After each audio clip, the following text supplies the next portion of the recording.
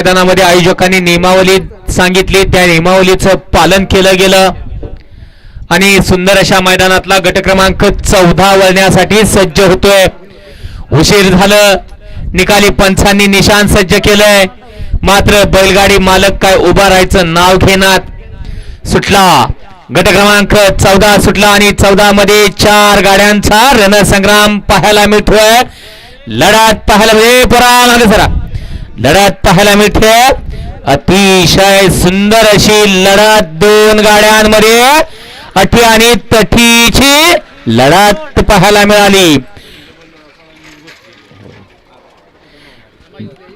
निकाली पंच निकाल सांगा. गट क्रमांक 14 चा निकाल आणि निकाल 14 चा निकाल आहे.